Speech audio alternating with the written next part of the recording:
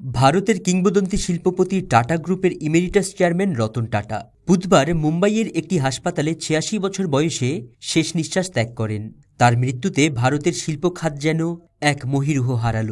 অর্ধশতক ধরে টাটা গ্রুপের বৈশ্বিক সাম্রাজ্যকে নতুন উন্নতায় নিয়ে যাওয়া এই মানুষটি, যিনি ছিলেন একসময় লাজুক একজন স্কুল ছাত্র, বিদায় নিলেন এক মহানায়ক হিসেবে। রতন টাটার জন্ম ১৯৩৭ সালের ২৮ ডিসেম্বর মুম্বাইয়ের এক সমৃদ্ধ পরিবারে। লাজুক প্রকৃতির এই ছেলে স্কুলে কম কথা বলতেন এবং মানুষের সঙ্গে মিশতে ভয় পেতেন। বাবা মায়ের বিচ্ছেদের পর ঠাকুমা লেডি নাভাজবাইয়ের কাছে বড় হন তিনি। শৈশবের সেই কঠিন বাস্তবতা তাকে পরিণত করে তোলে, যা একদিন তাকে ভারতের শিল্প সাম্রাজ্যের শীর্ষে নিয়ে যায়। রতন টাটা কর্নেল ইউনিভার্সিটিতে স্থাপত্যবিদ্যায় পড়ার সময় গাড়ি ও উড়োজাহাজ চালানো শেখেন এবং যুক্তরাষ্ট্রে স্থায়ী হওয়ার ইচ্ছা পোষণ করেন। তবে ঠাকুমা লেডি নাভাজবাইয়ের অসুস্থতার খবর পেয়ে ১৯৬২ সালে ভারতে ফিরে আসেন। এরপর জে.আর.ডি. টাটা তাকে টাটা গ্রুপে যোগ দেওয়ার পরামর্শ দেন। ১৯৯১ সালে জে.আর.ডি. টাটা নেতৃত্বের ভার রতন টাটার হাতে দেন। সমালোচনার মধ্যেও তার নেতৃত্বে টাটা গ্রুপ বিশ্বের অন্যতম প্রধান শিল্পগোষ্ঠী হিসেবে প্রতিষ্ঠিত হয়।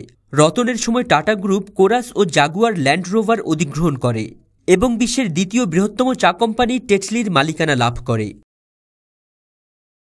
তবে তার জীবনে বড় ব্যর্থতা হিসেবে টাটা ন্যানো গাড়ি প্রকল্পকে উল্লেখ করা হয়।